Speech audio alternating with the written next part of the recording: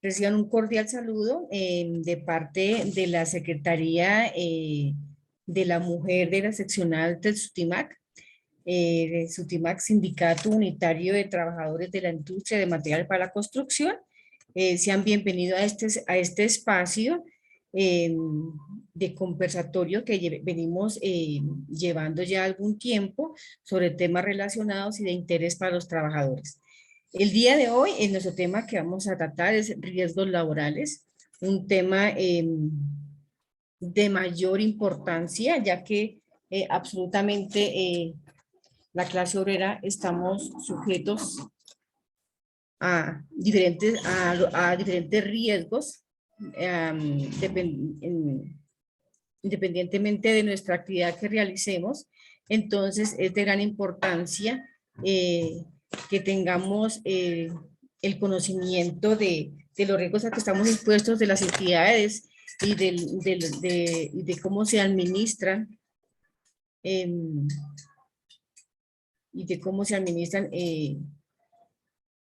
de las entidades que administran estos riesgos laborales y de todas las... Perdón.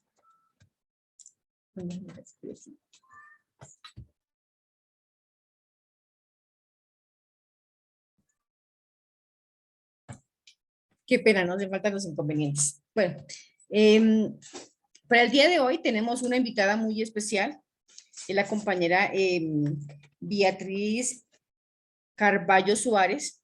Ella es de profesión tiene como profesión enfermera, graduada de la Universidad Nacional, es magíster en salud pública, especialista en salud ocupacional y actualmente es directiva de la ANEC, Asociación Nacional de Enfermeros de Colombia. Pues, ¿quién más que sea ella la indicada por su experiencia y con su conocimiento, ya que también hace parte de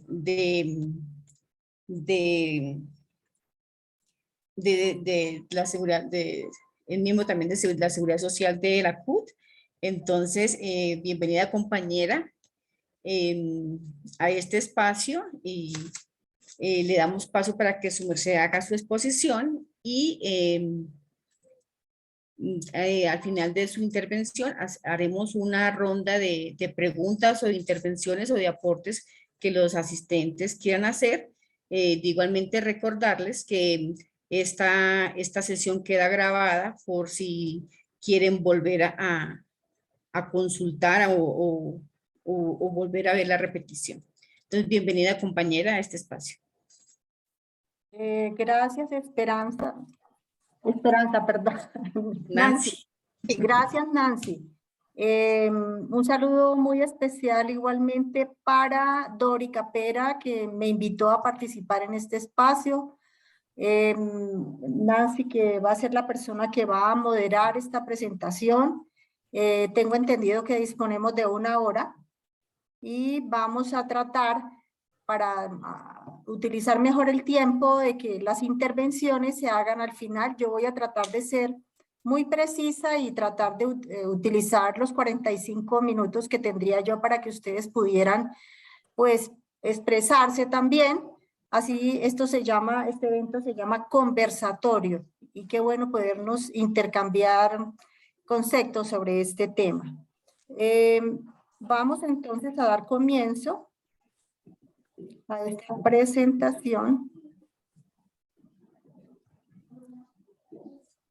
Mami, no me abre. Aquí está. Por compartir pantalla. Ya.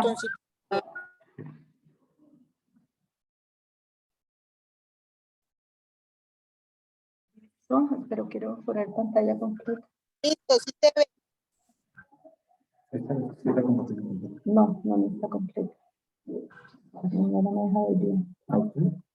Nosotros vemos bien las diapositivas. Ya está. Ay, no, que me queda aquí cuando yo necesite. Bueno, ¿por qué me queda esta cosa acá? ¿La puedo sacar? ¿Arriba? No, le va a quedar. Bueno, Entonces, les decía que vamos a tratar de utilizar los 45 minutos que hemos organizado la distribución de esta hora. Para iniciar este tema, es bueno conocer algunos antecedentes. Yo sé que en el auditorio hay mucha gente que conoce el tema, pero quiero refrescar un poco de dónde viene este tema y por qué todos los países en general tienen que desarrollar este tema. Entonces, todos conocen la Organización de Naciones Unidas. Es una organización que básicamente se crea después de la Segunda Guerra Mundial. Y una de las primeras declaraciones precisamente que hace esta organización es la Declaración Universal de los Derechos Humanos en el año de 1948, en particular en su artículo 22. Yo estoy dando estas referencias para que cualquiera de ustedes pueda revisarla y ampliar a los otros contenidos que tiene esta declaración. ¿Qué dice en su artículo 22? Dice que toda persona tiene derecho a un nivel de vida adecuado que le asegure así como a su familia la salud y el bienestar, y en especial la alimentación, el vestido, la vivienda, asistencia médica y los servicios sociales necesarios. Tiene asimismo derecho a los seguros en caso de desempleo, enfermedad, invalidez, vejez u otros casos de pérdida de sus medios de subsistencia. Yo la menciono porque es supremamente amplia esta declaración, pero además se expide desde el año 1948 y muchos de estos elementos a veces no están desarrollados en nuestro país. ¿Cuál es la norma, dijéramos, que como que le sigue a esta situación? La norma mínima de seguridad social. Ustedes saben que la Organización Internacional del Trabajo inclusive se crea antes de la ONU, o sea que se crea en el espacio entre la Primera y Segunda Guerra Mundial. Para efectos de darle desarrollo al artículo 48, la Organización Internacional del Trabajo, en el año de 1952 desarrolla el convenio sobre seguridad, que se le denomina norma mínima en seguridad social. ¿A qué corresponde? Dice que es un referente normativo internacional que define reglas para la cobertura de 9 contingencias básicas. En 1952 se consideraban contingencias básicas la asistencia médica, la atención de la enfermedad, del desempleo, de la vejez, el tema de los accidentes de trabajo, las enfermedades profesionales, las asignaciones familiares para, lógicamente, las personas que lo requirieran, y el tema de la maternidad, la invalidez o la viudez. Quiero comentarles que esta norma, que es la norma básica de la seguridad social en el mundo, en Colombia no ha sido aún ratificada. Miremos algunos datos que nos aporta la Organización Internacional del Trabajo, que podríamos decir que es en cabeza de ella la que ha estado siempre impulsando el desarrollo de la salud. Inicialmente se le llamó la salud ocupacional, ahora se le llama la salud laboral. Entonces, ¿qué nos dice dentro de los indicadores que tiene la OIT a nivel mundial? Destaca algunos de ellos. Dice, por ejemplo, que se estima que cada año en el mundo se producen cerca de 2.02 millones de muertes por patologías provocadas por el trabajo. ¿Cuáles son estas patologías? Que se denominan enfermedades profesionales y accidentes de trabajo. Estas son las que consideran, son las contingencias, es decir, los resultados de los riesgos del trabajo.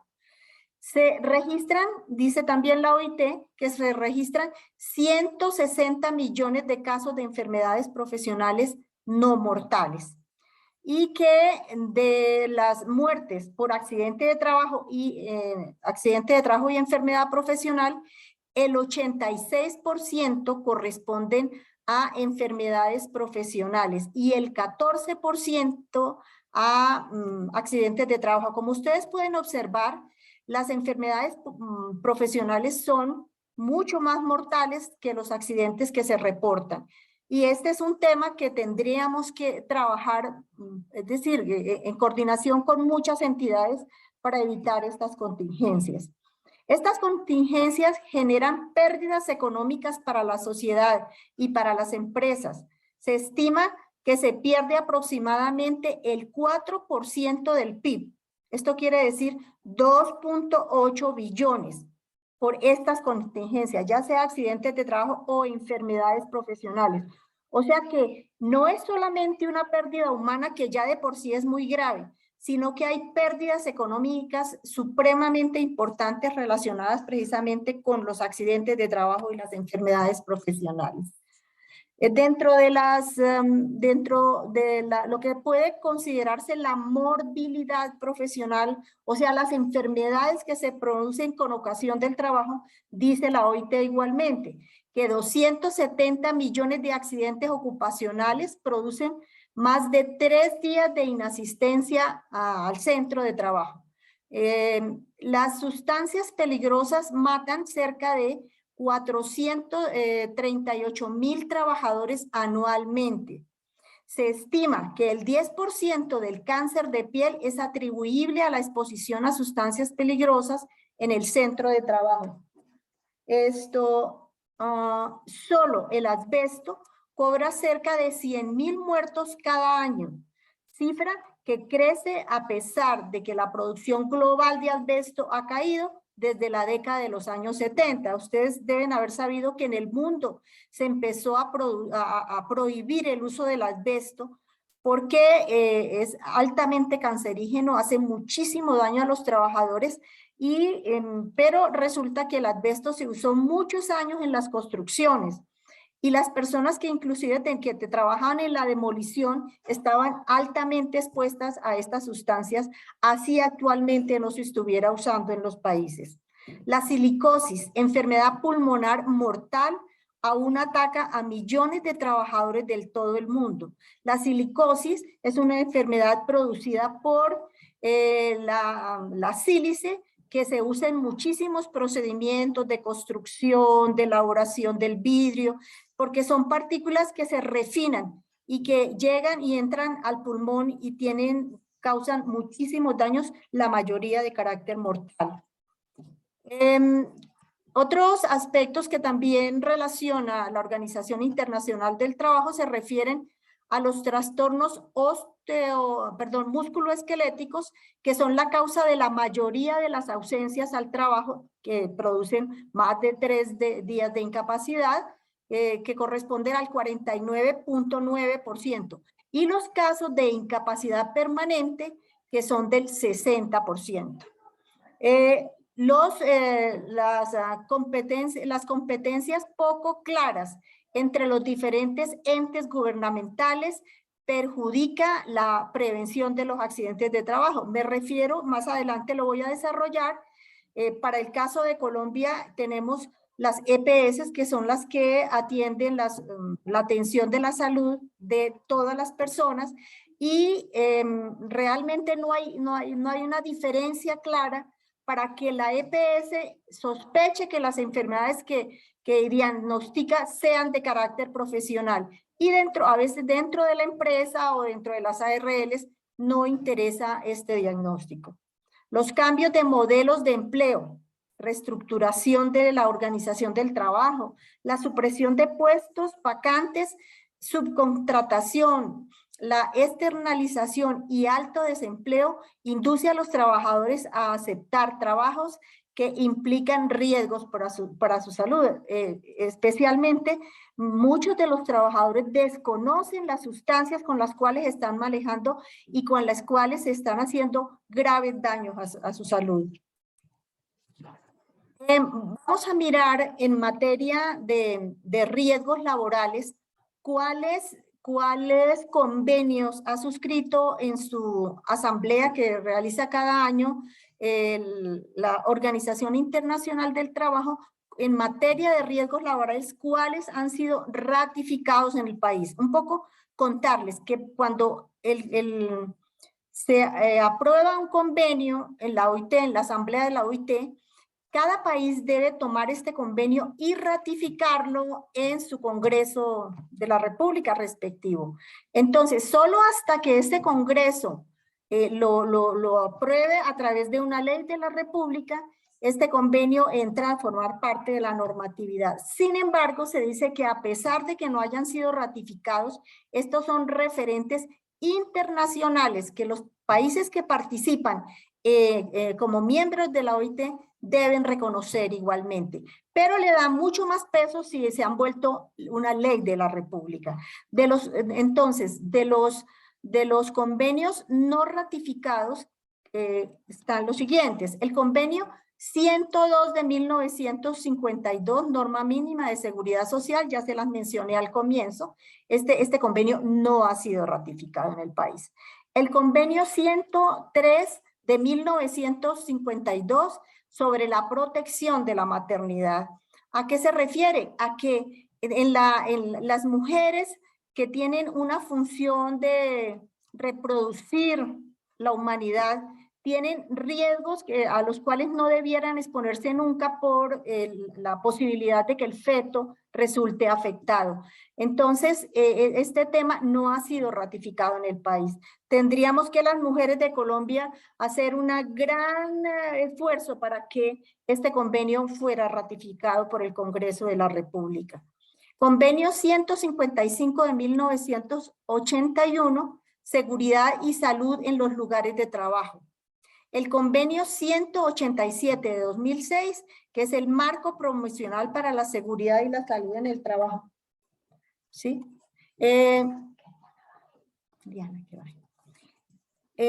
Pasemos entonces al tema de los convenios ratificados. O sea, estos que voy a mencionar ya tienen una ley de la República.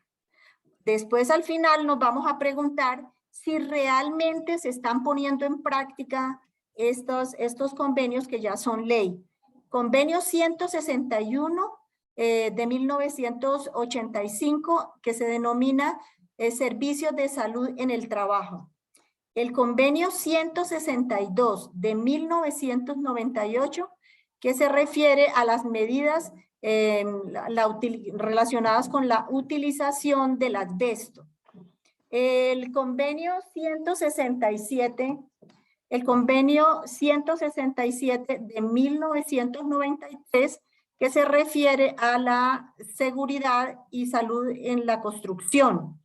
El convenio 170 de 1993, seguridad en el manejo de productos químicos. El convenio 174 de 1996, relacionado con la prevención de los accidentes de trabajo de carácter industrial. Y el convenio 182 de 2001, que se refiere a la prohibición, disculpen, del trabajo infantil. Entonces miremos ahora, disculpa, no pasó.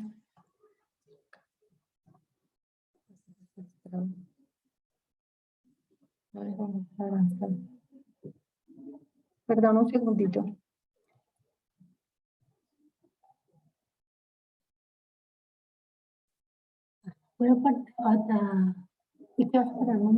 Voy a parar un momentico que aquí me ocurrió un pequeño contratiempo, pero ya seguimos. Disculpen. Es que eso hace parte de los gajes del oficio de ley. Ahí ya vamos, otra vez, Beatriz. Sí, desafortunadamente suelen pasarnos percances en estos escenarios, pero bueno, lo importante es que se me atraviesa aquí algo que no deja ver los títulos de la presentación. Y entonces estoy tratando de corregirlo. A ver si así.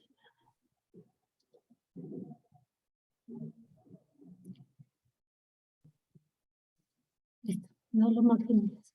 No. Comparte la pantalla, sí. Sí. Bueno, Tocó la pantalla no muy grande porque aquí me estaba quitando los títulos. Bueno, entonces ya miramos los convenios. Miremos ahora entonces cómo se ha dado el desarrollo de la salud ocupacional en Colombia. Voy a usar diferentes términos porque aquí siempre desde que comenzó se llamaba salud ocupacional. Más adelante, en el año 2012, cambiaron y se hicieron unas reformas, cambiaron un poco de nombres, pero en el fondo es exactamente lo mismo. A ratos nombres más confusos se pusieron.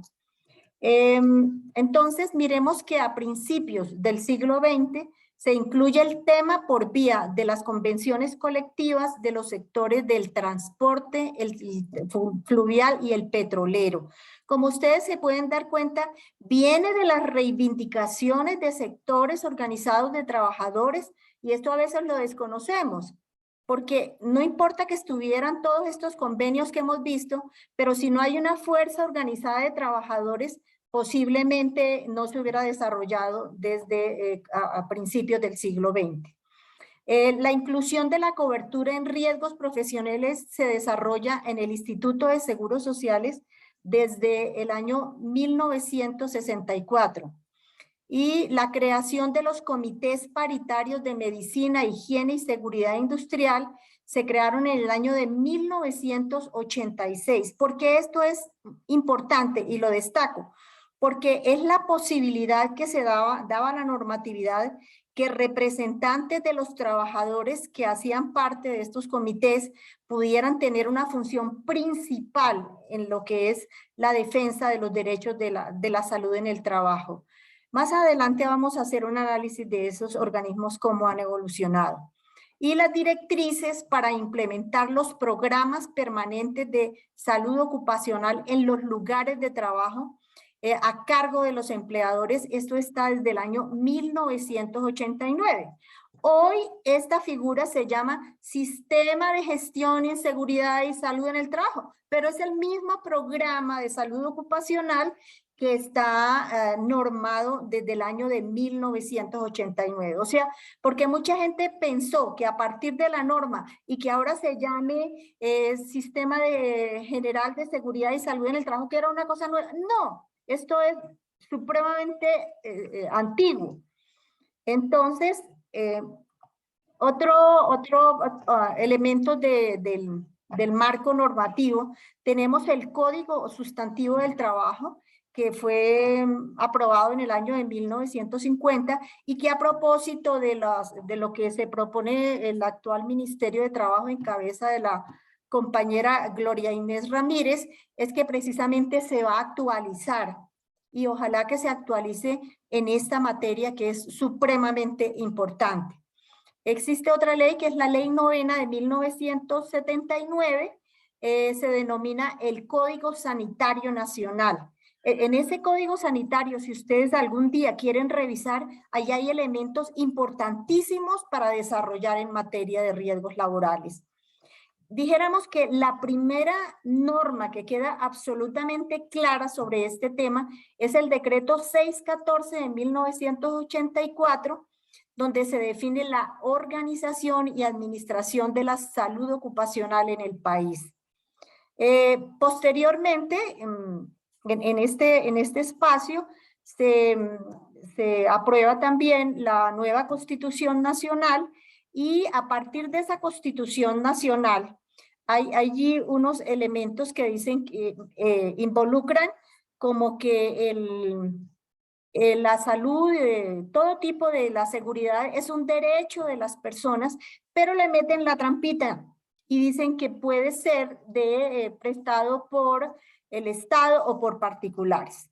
Pegándose de ese elemento de posibilidad de que sea de esta forma, pues entonces la Ley 100 de 1993, que se denomina Sistema de Seguridad Social, pues para Colombia, que ustedes todos bien saben, integra los temas de pensión, salud y riesgos profesionales.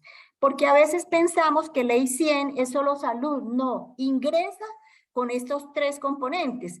Y vamos a mirar que quienes reglamentaron la Ley 100 lo tenían absolutamente claro para definir cuáles eran los elementos que le iban a permitir hacer un negocio privado en la seguridad social del país. También tenemos, yo les había, disculpan, ya les había mencionado la Constitución Política Nacional, como para recordarles, la Ley 100, que es el Sistema de Seguridad Social, y el decreto 1295 de 1994, que reglamentó el Sistema General de Riesgos Profesionales, teniendo en cuenta las directrices establecidas por la Ley 100. Y esta norma tuvo una serie de cambios que ya les había mencionado, más adelante se los comento. Se refiere a la Ley 1562 de 2012, que reformó el sistema de seguridad social y ya no se llama riesgos profesionales, sino riesgos laborales. Esta tiene algunos cambios al decreto 1295 del 94, pero no lo sustituye completamente, hace algunos cambios parciales al decreto 1295. Yo incluí en este gráfico porque me parece muy importante y muy didáctico para uno entender cómo fue la estructura de la Ley 100 que se aprobó en diciembre 23 de 1993. Como ya les comenté, se refiere al Sistema de Seguridad Social Integral. Entonces, como su nombre lo indica, pues integra pensiones, salud, riesgos profesionales y servicios sociales complementarios. Estos tres primeros, pues lógicamente fueron desarrollados muy rápidamente y con las características de que cada uno de estos se volvió o se crean unas figuras de intermediación financiera. En pensiones, ustedes saben que existe Colpensiones, pero además las administradoras de pensiones que son de carácter privado, son empresas aseguradoras. En salud también se crea en este momento el tema de las EPS, que son también empresas aseguradoras que la única contraparte que tenían en el momento en que se crearon era el seguro social, que era de carácter público. La propuesta inicial que hizo en cabeza del expresidente Álvaro Uribe pretendía que se eliminara de una vez el seguro social, pero hubo muchas presiones y entonces quedó el seguro social como una especie de EPS de carácter público. Y pues hasta que lo liquidaron, pues porque esa era la meta. Y el tema de riesgos profesionales, igualmente se crea la figura de intermediación financiera de riesgos profesionales, denominada inicialmente ARP en esta época, Administradora de Riesgos Profesionales. Hoy se llama Administradora de Riesgos Laborales. Como ven, son un poco de palabras, pero que a mí no me parecen pues, que sean demasiado importantes para mejorar la salud de los trabajadores. Y los servicios sociales complementarios, pues estos se fueron desarrollando para mirar de qué forma con recursos públicos se financiaba a pues ciertos sectores de la población que no tenían acceso a estos servicios.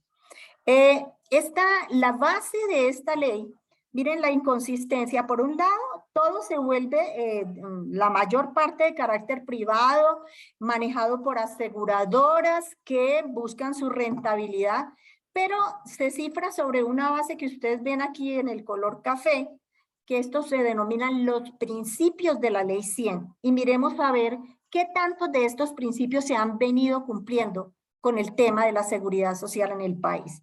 Y entonces se dice que debe tener un principio de eficiencia, de universalidad, o sea, que llega a toda la población, de solidaridad, que quienes ganan más aportan para que los que tienen menos puedan acceder a estos servicios, de integralidad, o sea, todo esto de forma integral, que haya unidad y participación, un elemento que no vemos por ninguna parte. ¿Cuál es la participación que tienen los usuarios de estos servicios en forma directa en el tema de pensiones, de salud y de riesgos profesionales? Pero yo también creo que parte de lo que no se cumplió tuvo que ver con uno de los principios que se refería a la unidad. Entonces no hay, son negocios separados, pero no hay unidad de acción, especialmente en el tema que nos compete entre salud y riesgos profesionales, porque la salud es un elemento también de los riesgos profesionales. Y al separarse, entonces viene toda una controversia, que esto no es de salud, que esto es de riesgos, y finalmente muchas veces el trabajador se enferma por las condiciones del trabajo y hay muy poco interés que estas empresas que les interesa es la ganancia, el lucro, pues no se reconozcan las prestaciones a que tienen derecho los trabajadores. Pues decirles que dentro de, antes de hablar de esta norma, decirles que la cotización para riesgos profesionales o laborales, como se llaman ahora, está a cargo del empleador. Pero estamos viviendo en un país donde se dice que cerca del 60% de los trabajadores están vinculados de forma tercerizada por diferentes formas. En esto, entonces, ¿ya qué dicen las empresas? No, nosotros no somos los empleadores de estos trabajadores. Luego terminan de lo poco que recibe el trabajador tercerizado, que la misma empresa le descuenta para que pague los riesgos laborales. O sea, es todo un juego pernicioso contra la población trabajadora. Hubo entonces esta reforma que les comento, y entonces yo saqué algunos elementos que me parecen importantes que desarrolló esta norma. Como había tanto trabajador independiente, esta norma ya abrió la posibilidad para que no sea el empleador, sino para que se vincule a los trabajadores independientes con contrato superior a un mes. Pero esta forma es para que la pague el trabajador. La empresa lo que se encarga es de sacarle de lo que le paga para cubrir esta afiliación. También se da que las cooperativas de trabajo asociado, que en este momento inclusive están prohibidas, ellas dicen que tienen obligación de hacer la afiliación, pago de aportes y conformación de los COPAS. Pues es que esto es supremamente difícil, porque inclusive desde el punto de vista de un trabajador informal, uno cuando va a una empresa y encuentra que, por decir algo, la mitad está vinculado de planta y las otras 50 está tercerizado, uno encuentra que no hay casi cobertura ni de programas de salud ocupacional, y que pues el COPAS va a ser una figura supremamente difícil, ¿sí? En esa informalidad laboral. También se decretó que los docentes de enseñanza pública tienen derecho a afiliación a cargo del Fondo de Prestaciones del Ministerio, del Magisterio. Esto, yo he estado hablando con los docentes y esta tampoco ha sido una figura que haya llevado a que se garantice que los maestros que no tuvieron cobertura antes de esta norma en riesgos profesionales la tengan.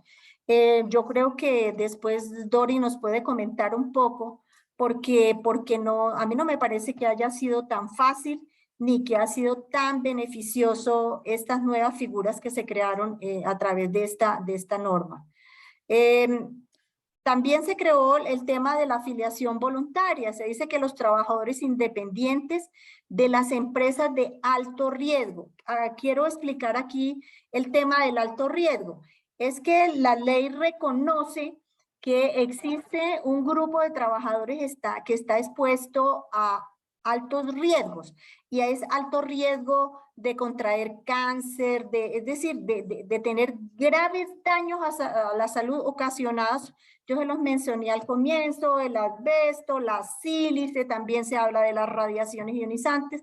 O sea que hay un catálogo que se crea sobre lo que serían estas actividades de alto riesgo, y para estas actividades de alto riesgo dice la norma que el empresario debe aportar 10 puntos más a la cotización de pensiones para que el trabajador pueda tener una pensión anticipada por este alto riesgo, y que es precisamente la Colpensiones, que es la entidad pública, la que deberá tener una coordinación con el Ministerio de Trabajo para que cada vez que entre un trabajador a estas actividades de alto riesgo, se reporte a Colpensiones, pero a la vez el Ministerio de Trabajo tiene que exigir que se paguen estas cotizaciones,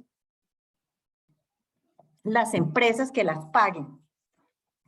Hay todo un problema. Llevamos 30 años de funcionamiento de este sistema y no está, disculpe, no está esto realmente funcionando.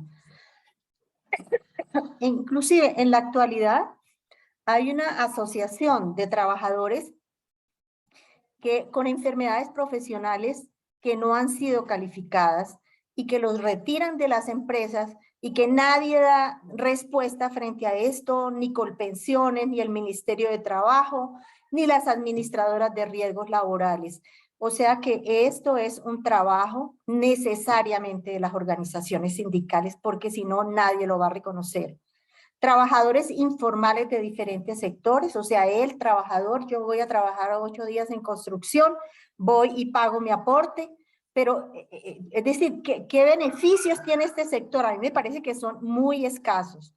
Y los estudiantes con riesgo ocupacional, que serían los estudiantes que, por ejemplo, tienen que rotar por hospitales, por empresas que están expuestos a riesgo, deben afiliarse, pero ¿eso quién lo paga? Los padres de familia. Es una carga más para los padres de familia este pago. Otras disposiciones de esta última norma, entonces, está el reconocimiento de accidentes de trabajo en el ejercicio de la actividad sindical. Esto es nuevo realmente. No conozco qué tanto se haya desarrollado este tema, que cuando un trabajador esté en permiso sindical, pues haciendo una actividad sindical fuera del sindicato, o que tenga un accidente en el mismo sindicato, le sea reconocido como accidente de trabajo, teniendo en cuenta que está haciendo otro tipo de trabajo en el sindicato. El cambio, ya les había mencionado esto, el cambio del nombre de programa de salud ocupacional, como se llamaba anteriormente, por el de Sistema de Gestión en Seguridad y Salud en el Trabajo. Esta es la sigla correspondiente. Cambiaron algunas normas a este respecto, pero lo que uno puede ver es que realmente esto no ha hecho que haya mejorado en forma importante la gestión de, como dice el nombre, de la seguridad y la salud en el trabajo, en las empresas. Se le puso también unos límites a los gastos de las ARLs, situación que tampoco, cuando miremos cómo se están manejando los recursos de este sistema, no hemos visto que haya tenido mayores desarrollos. Los servicios de intermediación de seguros de las ARL define esta norma que deben ser cubiertos con recursos propios de estas aseguradoras, no tomando la plata de las cotizaciones. Para esto, hacerle un seguimiento, tendría que el Ministerio de Trabajo tener una muy buena, dijéramos, seguimiento y control, lo mismo que la superintendencia bancaria, que es la responsable de de supervisar los manejos económicos de las ARLs. Se incrementa al 3% el aporte del Fondo de Riesgos Profesionales. A la fecha, a pesar de que esta norma es del año 2015, no se ha aumentado y todavía se sigue manejando el 1%. Se crea una planta de personal de inspectores de trabajo. Más adelante vamos a hacer un análisis de qué pasa con esta inspección, vigilancia y control. Yo quiero que miremos la situación del Sistema General de Riesgos Laborales para que lo evaluemos entre todos. Insisto, llevamos 30 años con este sistema. La cobertura. En eso uno puede evaluar qué tanto ha accedido la población trabajadora. La población ocupada en Colombia, según el DANE, un informe de abril de 2022, fue de 21.957.000 personas que están ocupadas. ¿Cuál es la afiliación a este sistema de riesgos laborales? Es de 11.525.425 trabajadores. Esto corresponde a un 52%, 52.5%.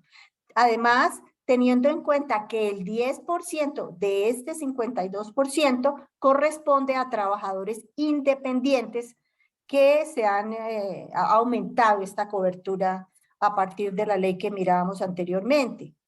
Entonces, podríamos decir que un poco menos de la población laboral no tiene protección en riesgos laborales.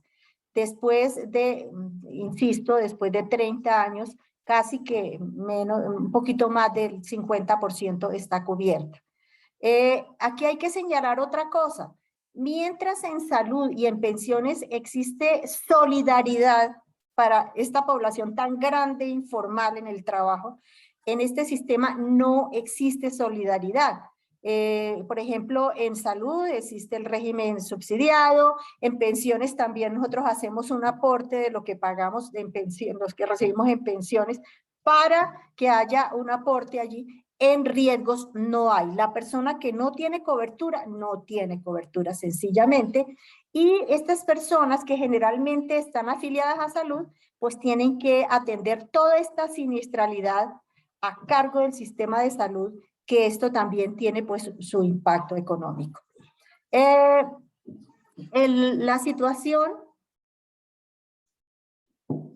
de la siniestralidad laboral en términos de accidentes de trabajo.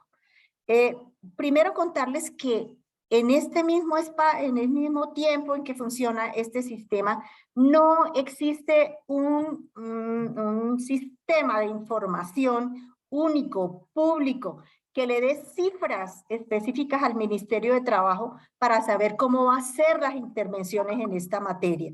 Los datos que nosotros aquí tenemos los ha recaudado muchas veces FASECOLDA, que es la organización que agrupa las ARLs y que pues no debiera ser la que da esta información, sino oficialmente el Ministerio de Trabajo.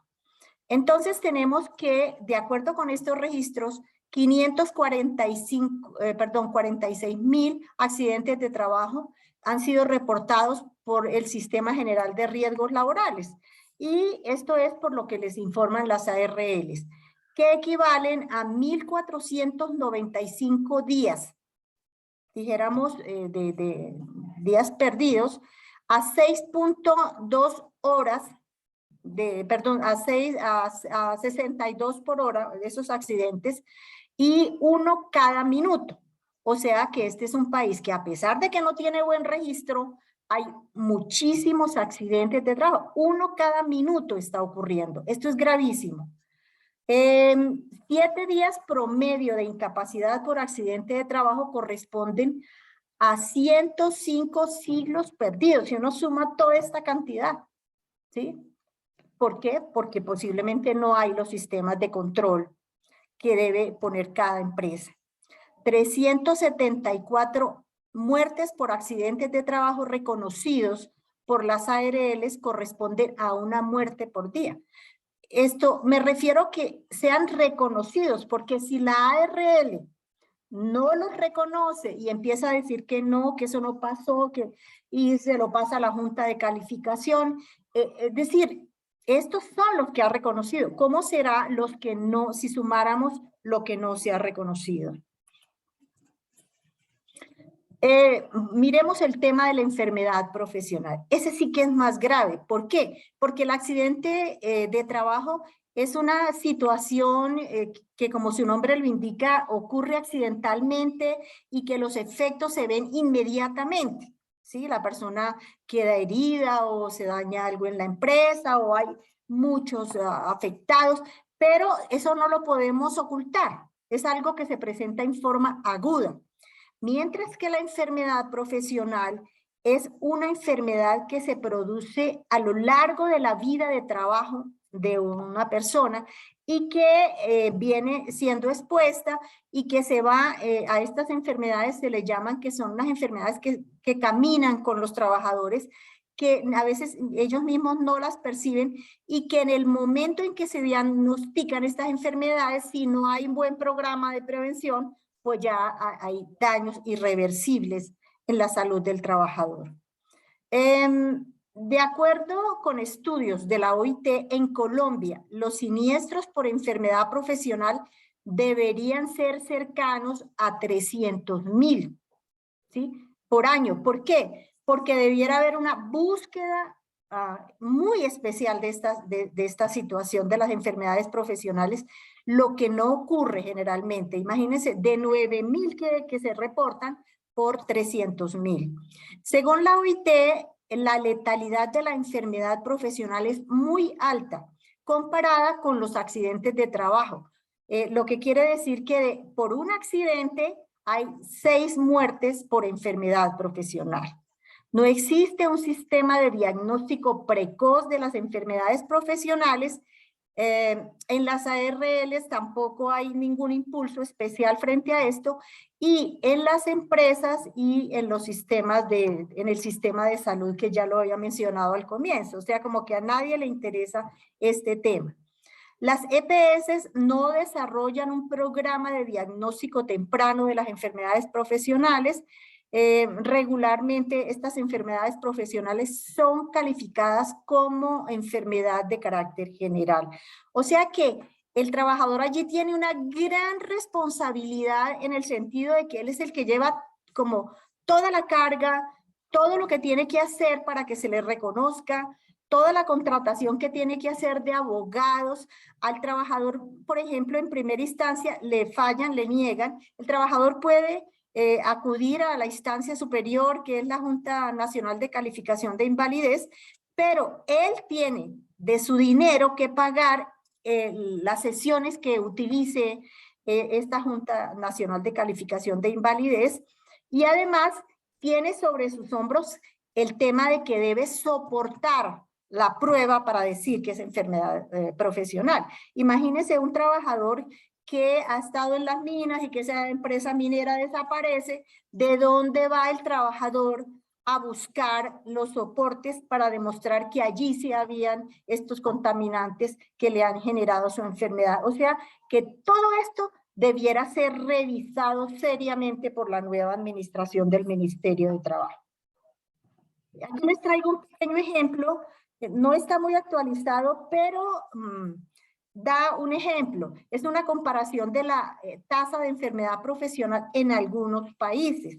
Generalmente estos datos se dan en tasas. ¿Esto qué quiere decir? No se puede dar en números absolutos porque tiene que haber una correlación de tantos trabajadores cuántos se han afectado. Y se llama tasa, y en este caso es por 100.000, es decir, por 100.000 trabajadores es la relación de la tasa. Y entonces, por ejemplo, en Alemania en el año 93 se reportaron 249 enfermedades profesionales en una tasa de 100.000, por 100.000 trabajadores. En Bélgica, 992, en Dinamarca, 600, en Suecia, 852 y en Colombia, 24. ¿Esto qué nos muestra? La gran debilidad del diagnóstico de la enfermedad profesional en el país. Este cuadrito lo traigo porque también ayuda un poco a clarificar algunas confusiones que a veces podemos tener. Entonces, frente a los eventos que cubre salud y que cubre los riesgos profesionales, frente a la enfermedad, si el origen que dice la gente que es común, la debe cubrir la EPS. Por ahí, por esa vía, se deben filtrar cantidades de enfermedades profesionales. Si logra que se diagnostica como enfermedad profesional, la debe pagar en este momento la ARL. En cuanto al accidente, si es de carácter común, que no está relacionado con el trabajo en la empresa, lo debe pagar la EPS. Si es profesional y ha sido reconocido la ARP. En cuanto a la invalidez, si es de carácter común, la AFP, o sea, el Fondo de Pensiones, y cuando es de carácter profesional, la debe cubrir la ARL. Con relación a los servicios de salud, Entonces tenemos que los servicios de salud con relación a los derechos asistenciales, entonces tenemos que hay un periodo de carencia, o sea, se le niega a las personas que no hayan tenido afiliación en cierto tiempo, y en el aspecto profesional, la cobertura corresponde al día siguiente de la afiliación. Porque ocurría que muchas veces tan pronto se accidentaba el trabajador, no lo tenían cubierto y entonces salía muy rápido a afiliar. Con relación a lo que son las prótesis, pues de carácter común, con la EPS, pues tienen limitaciones, y si es por riesgos profesionales no debe tener ningún tipo de limitación. Con relación a las cirugías, pues se tienen sobre todo limitaciones en el tiempo cuando es de carácter común, y supuestamente con la profesional es sin limitaciones de tiempo. Eso no se da pues porque es la misma EPS que también los atiende. Con relación al tema de la incapacidad, para el tema de carácter común, esto es de 66.6, y es del salario base de cotización. Con relación a la incapacidad permanente parcial, no lo ofrece el régimen común, y la invalidez va de 45 a 54% de pérdida de la capacidad laboral. Para el tema entonces de carácter profesional, esto es del 100%, pero con relación al salario básico de cotización. Tiene indemnizaciones de 2 a 24 salarios básicos, o sea, que tienen de acuerdo con el salario que recibe el trabajador, y debe tener para una invalidez de entre 60 y 75% que recibiría de su salario básico de cotización.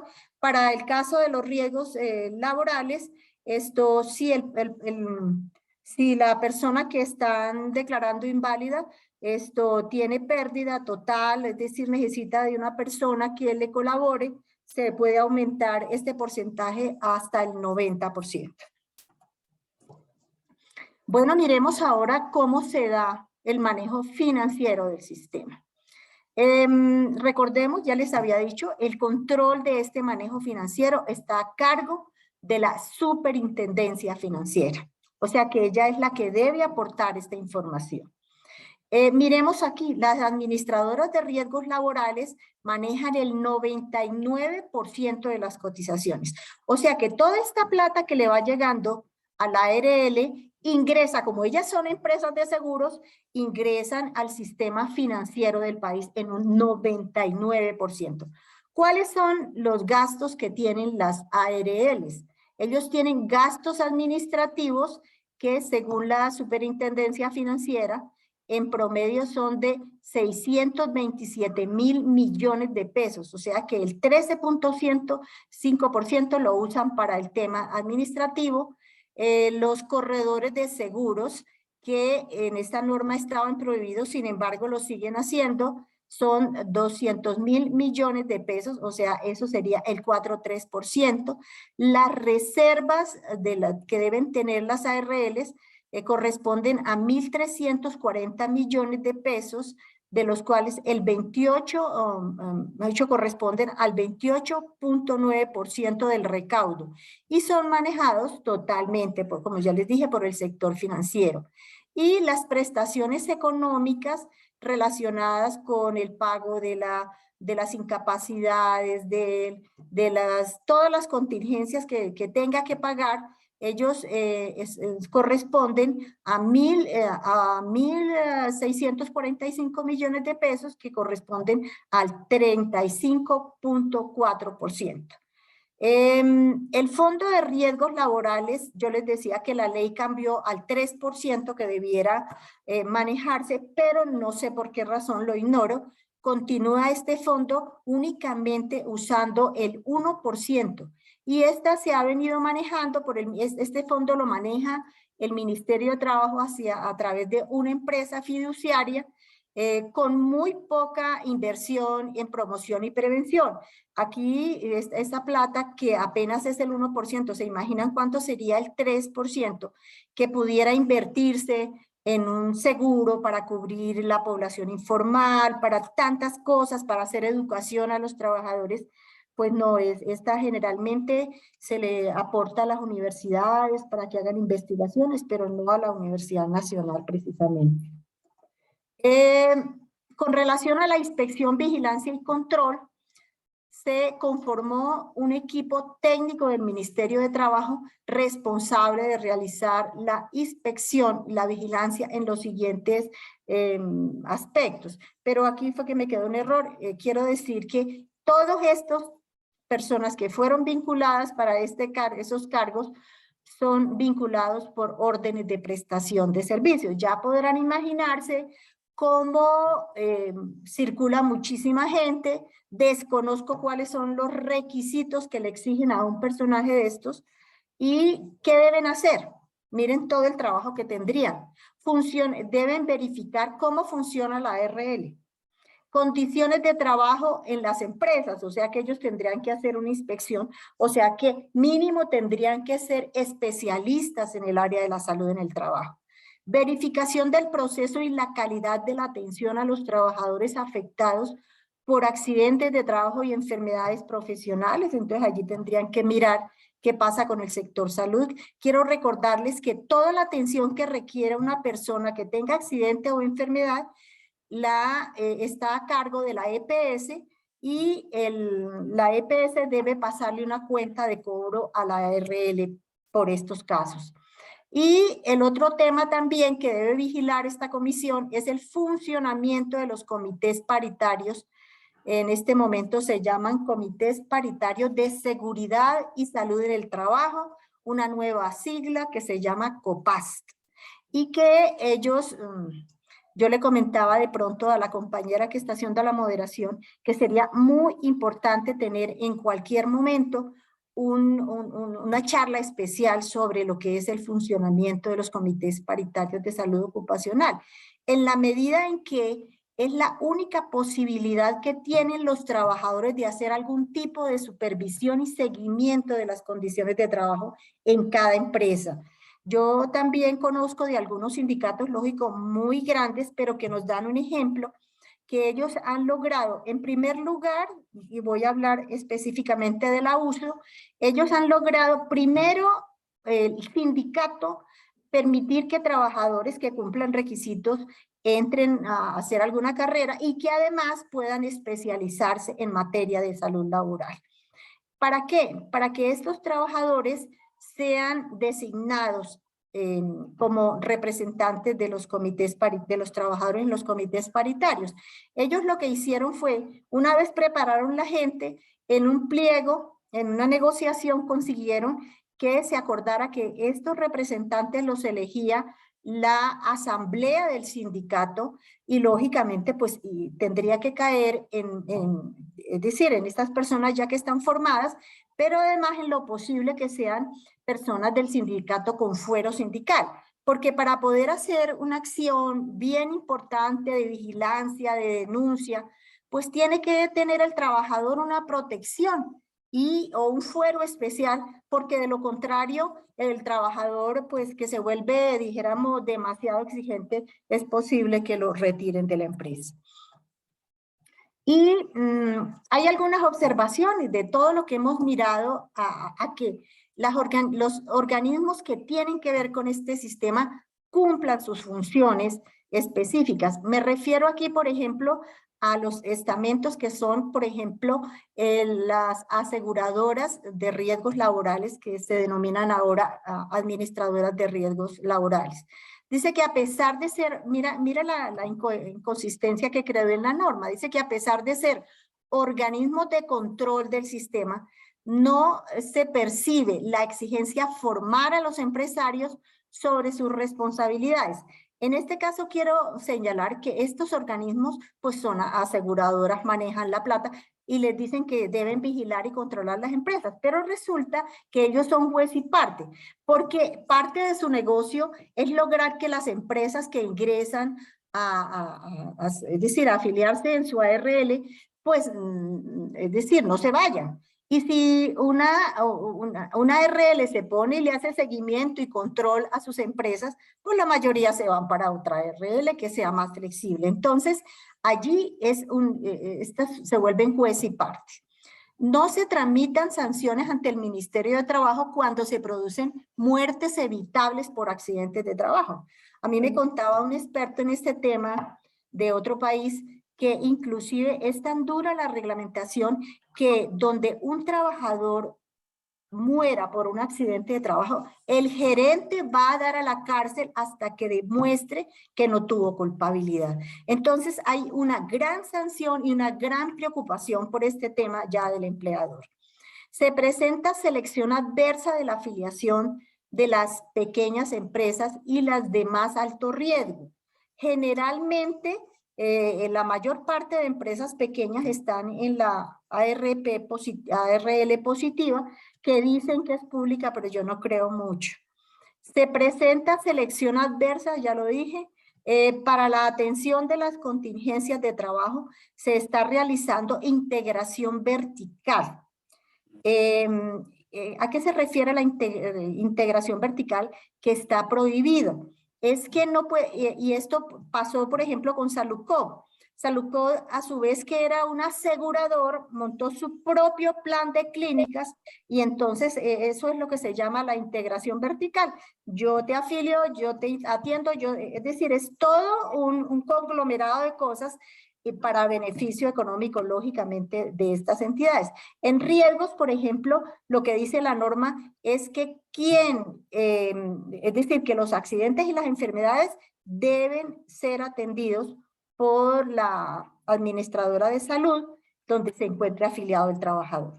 Esto se viola muchas veces.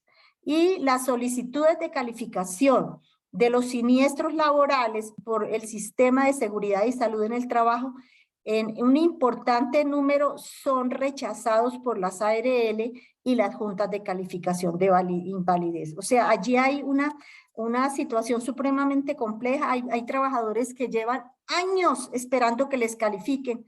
Al final ese trabajador es despedido, o posiblemente se muera esperando que le solucionen estas circunstancias. Con relación a las observaciones y recomendaciones a la Dirección del Sistema de Riesgos Laborales, que está adscrita al Ministerio de Trabajo, entonces se dice que se evidencia en muchos casos ausencia de coordinación de los ministerios de Salud y Trabajo, especialmente en materia de la promoción de la salud laboral. Hay un subdiagnóstico y subregistro de las enfermedades profesionales y los accidentes de trabajo. La instancia del Consejo Nacional de Riesgos Laborales, que es responsable de la dirección, vigilancia y control del sistema, se limita a expedir recomendaciones y solo aprueba el presupuesto del Fondo de Riesgos Profesionales. Le quiero recordar que en este consejo existen 2 representantes de los trabajadores que son es decir, se van rotando entre las centrales. En este momento en el consejo está un representante de la CUD y uno de la CGT. No hay mucha coordinación entre estos delegados que van a estas reuniones con la central para que esta central pudiera asesorar y pudiera orientar a estas personas que asisten. Igualmente, ideal que quienes asistieran allí fueran personas con formación en el tema. Y existe un escaso desarrollo de los comités paritarios de seguridad y salud en el trabajo, a pesar de ser organismos de vigilancia y control de las condiciones laborales en las empresas. También hay unas recomendaciones para los 2 ministerios. Dice que a 30 años de funcionamiento del sistema no existe un sistema de información de los riesgos laborales. Hay incumplimiento de los plazos perentorios definidos en las normas sobre el sistema del sistema de seguridad y salud en el trabajo. para la toma de decisiones de pensiones anticipadas, no por vejez, sino por riesgos laborales, no en actividades de alto riesgo ocupacional. Todas las instancias responsables no han cumplido sus funciones específicas y no existe una planeación coordinada en las entidades educativas en materia de formación del recurso humano necesario para atender las diferentes áreas de la salud ocupacional. Las organizaciones de trabajadores, estamos aquí reunidos la mayor parte, sindicatos, y yo creo que allí hay un papel supremamente importante.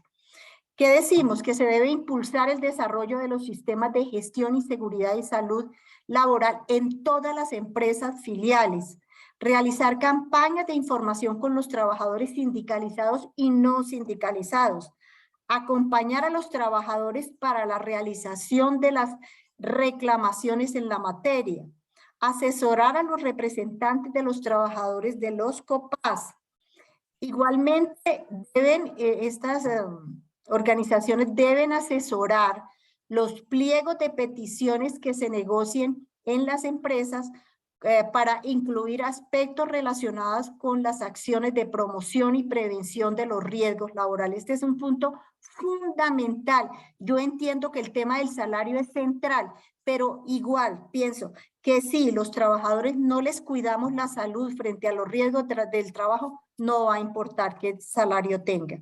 Incluir en las mesas de concertación aspectos relacionados con la protección de la seguridad y la salud de los trabajadores en esta mesa que las tres centrales hacen con el gobierno nacional, y crear un sistema de información de las contingencias laborales en cada empresa para orientar las solicitudes a los empleadores y al COPAS. Finalmente les quiero contar que por una organización a la cual yo pertenezco, que se llama Sociedad de Organizaciones de Salud Laboral, donde participan diferentes disciplinas que trabajan en la salud ocupacional. Participó también la Universidad Nacional, algunos sindicatos interesados en el tema. Logramos tener una reunión con el viceministro de Relaciones Laborales, el compañero de apellido Palma.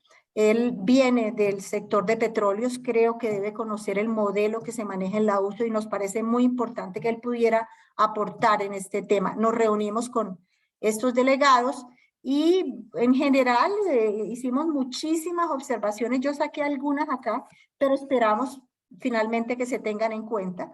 Nosotros solicitamos integrar el tema de riesgos laborales a la reforma estructural del sistema de seguridad social del país para cambiar el modelo de aseguramiento privado, porque nosotros nada hacemos, acabamos las EPS, el tema de las pensiones con las AFP y seguir asistiendo y trabajando con las ARLs, que son exactamente, y que yo creo que inclusive el negocio de las ARLs es muchísimo más rentable que cualquiera, como dice el de pensiones o el de salud.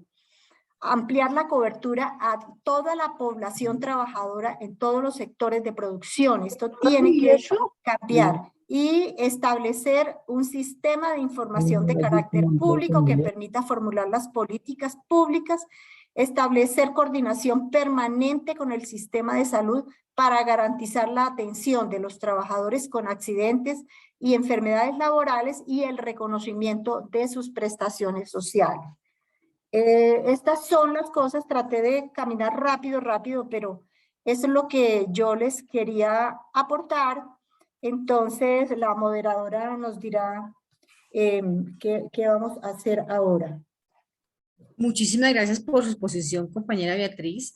En este momento abrimos un espacio, digamos, de intervenciones para ver quiénes de los asistentes tienen algún aporte, alguna inquietud o algo que quieran compartir aquí en esta mesa.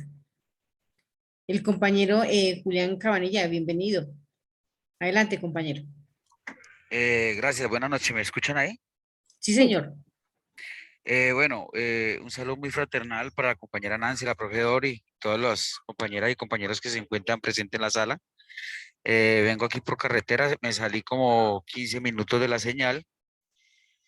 Me parece muy importante. Nosotros hemos estado como trabajadores de la construcción defendiendo obviamente las fuentes de empleo y garantizando que en las empresas funcionen bien todos los sistemas de seguridad y salud en el trabajo, que es un poco complejo. Afortunadamente, los trabajadores y trabajadoras de muchas empresas las están conformadas por uno o dos miembros o en algunos pocos casos por la mayoría de copas de trabajadores. Obviamente, algunos también desconocen la importancia y la, digamos que legalmente, la relevancia o lo que esto refiere a la responsabilidad que tienen grande y muchas personas lo desconocen y lo que hacen es de pronto firmar cuando hay algún reporte o algo, pero cuando sucede algo nocivo, dañino, pues sí de pronto les cae el peso de la ley, por decirlo así. Eh, de todo lo que se habló y lo que alcancé a escuchar, decía compañera, la compañera Cervallos que, Carvalho, perdón, Beatriz, Carvalho, Beatriz Carvalho. que Beatriz, la compañera Beatriz, con quien he tenido la oportunidad de compartir algunos espacios, no sé si me recuerda, eh, y nosotros defendiendo las fuentes de empleo, porque representamos casi 3.000 trabajadores de materiales de la construcción.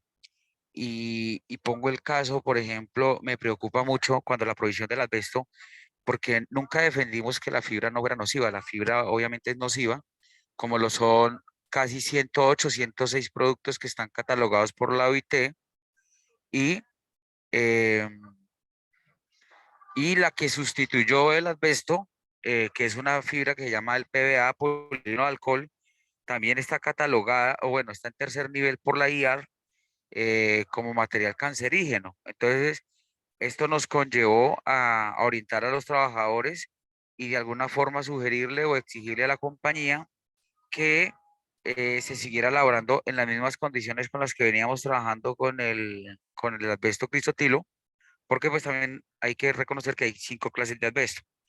Se hablaba de un número importante de muertes al año, pero la verdad nosotros como trabajadores desconocimos toda esa cantidad. Sí sabemos de compañeros que murieron lamentablemente por la materia, personas Solamente le haces terceras. así. eh, ¿Me escuchan? Sí, Ahí está lo... Señor. Personas, bueno, personas, por ejemplo, en los informales que era donde más se presentaba porque pues no tenían el conocimiento de los EPPs y bueno, todo eso. El caso porque el caso es muy profundo. Yo lo que quiero es el 27 de julio del 2022 de este año, antes de salir entregar el gobierno Duque, el señor Ángel Custodio Cabrera firma un decreto, el 3032, donde habla de que le da la potestad al empleador, de acuerdo a la implementación de seguridad que hayan hecho en sus puestos de trabajo, de si es posible, o mejor dicho, que ellos consideran si sí o no hacer el aporte adicional del 10% para la cotización de la pensión especial de vejez. La respuesta de algunos empresarios es, no, es que la idea es que ustedes no se enfermen y se puedan ir jubilados a los 62. No, pues la idea obviamente es no enfermarnos, pero no podemos dejar que sea el empleador quien tome esta decisión. Y sí me parecería muy importante que entre las gestiones que hemos venido realizando y aprovechando medianamente que somos gobierno más no poder, porque eso hay que tenerlo también claro, es mirar cómo podemos pronunciarnos y fortalecernos para que deroguen este decreto de que no le den la potestad a los empleadores de hacer ese aporte, porque empresas, muy poquitas empresas en Colombia son responsables de este pago adicional. Eh, en el caso, y no sé si todavía está conectado el compañero Armando Rolón de la planta Madrid Corona, donde hay 14 trabajadores activos con silicosis y la empresa no les reconoce ni la enfermedad, o sea, no ha querido reconocerlo, ya ellos están por enfermedad laboral, pero la empresa dice que no es por eso, que es que las veces que la sílice está en todo lado. Sí, la sílice puede que sea un material, pero donde se concentra en grandes cantidades es donde tenemos que estar. Entonces, me parecería muy importante que nos unamos como trabajadores y trabajadoras a fortalecer la unidad de trabajo para que podamos no solamente erogar, sino exigirle a las empresas que realmente sus gestiones de seguridad y salud en el trabajo no solamente las implementen en el papel, sino en los hechos, porque por fuera muchas empresas muestran que son muy bonitas, que limpian, que cuidan el ambiente, pero realmente dentro de sus instalaciones no se cumple ese tema. Hablaba con uno de los doctores que hizo partícipe de este decreto y la respuesta de él me dijo, pero ¿a usted qué le preocupa si usted ya está próximo a pensionarse o ya tiene el derecho? Pero es que me pareció muy mala respuesta porque yo no hago parte, o sea, yo no represento a Julián Cabanilla, yo represento un colectivo de trabajadores y trabajadoras. Y cuando los dirigentes, porque me considero dirigente, si nos vamos a desviar o a pensar en el bien personal, pues estaríamos obviamente errados. Entonces, frente a eso, compañera y compañeros, pues quería hacer esta apreciación, aprovechando este valioso espacio, felicitar a la compañera Nancy. He tenido la oportunidad de verla crecer dentro del movimiento sindical y en lo personal comparto mucho cuando las mujeres se empoderan y se ganan estos espacios. Más que ley de cotas y todo eso, yo creo que son espacios que se lo han ganado. Lo mismo la compañera Dori Capera, con quien he tenido la oportunidad de trabajar, y lo mismo la compañera expositora. Entonces, era eso, compañeras y compañeras, les agradezco. Muchas gracias. Muchas gracias, compañero Julián. No sé si la compañera Beatriz tenga algo más o ya empezamos como a dar el cierre. Tiene silenciado el micrófono. No, solamente quería decir algo con relación a lo que nos comenta el compañero Julián. Bueno, no solamente el gobierno de Duque firmó y sacó esta disposición de dejar la responsabilidad a los empresarios frente al tema del alto riesgo, sino que fueron cerca de 10 disposiciones que sacó el ministerio y que además en algunos temas ya habían grupos de sindicatos y trabajadores discutiendo con el ministerio, pero como vino el cambio de gobierno, lo sacaron.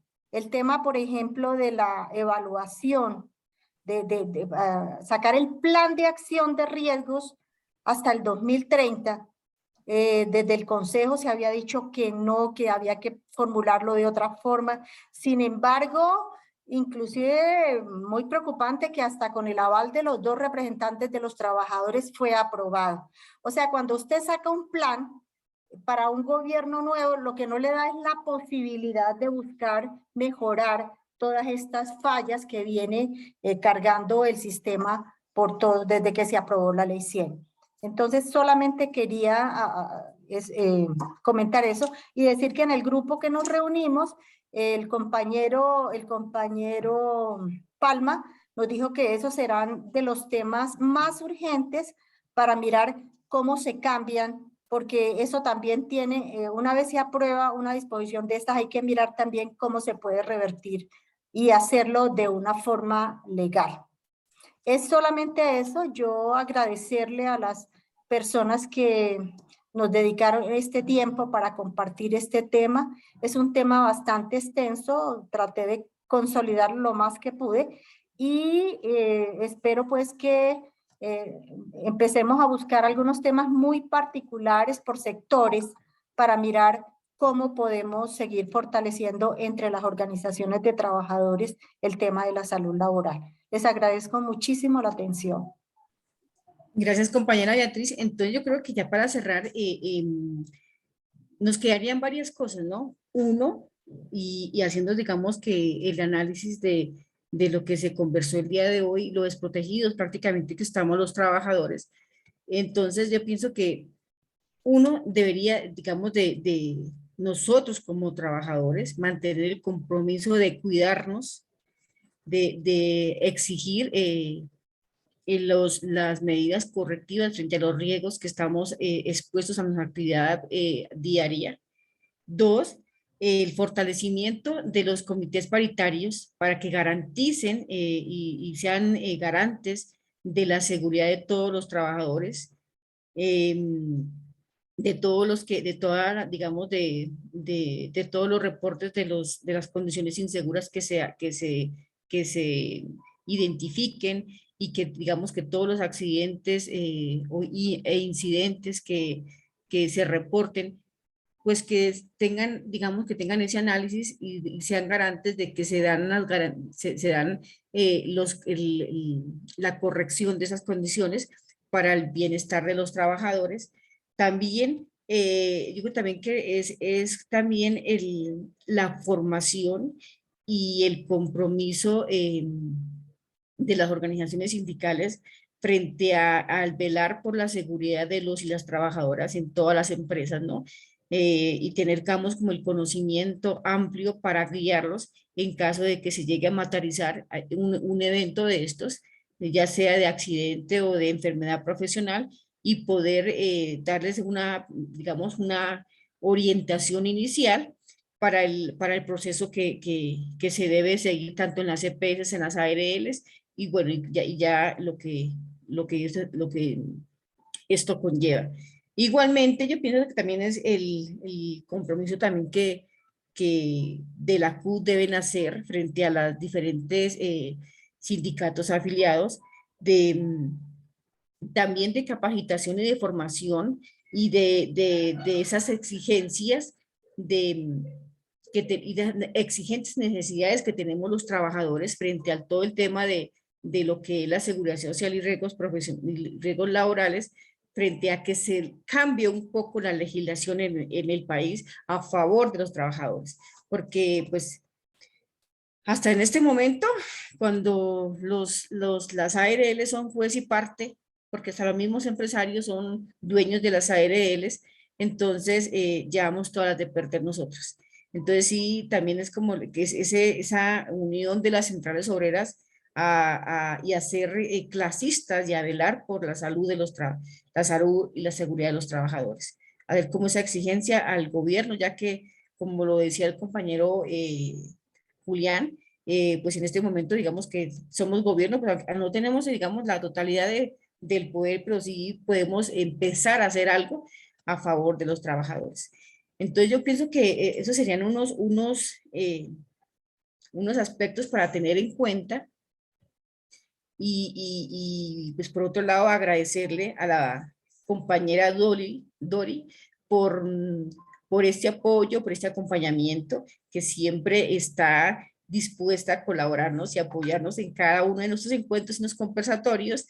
También a la compañera Beatriz por su tiempo y su disponibilidad para compartir su experiencia y su conocimiento con nosotros los trabajadores. De igual manera, a cada uno de los asistentes a este espacio, que lo que busca es que profundicemos un poquito el conocimiento y empecemos a interesarnos por estos temas que nos pegan directamente a nosotros, la clase trabajadora. Entonces, muchísimas gracias por la participación, por su tiempo, compañera Beatriz, muchísimas gracias por este espacio, a la compañera Doria, al compañero Julián y a los demás asistentes, muchísimas gracias. Muchas gracias para todas y todos. Feliz noche. Feliz noche, muchísimas gracias. Adiós. Bueno, muchas gracias para todos y todas. Un abrazo. Gracias, menos. Feliz noche para todos, hasta luego.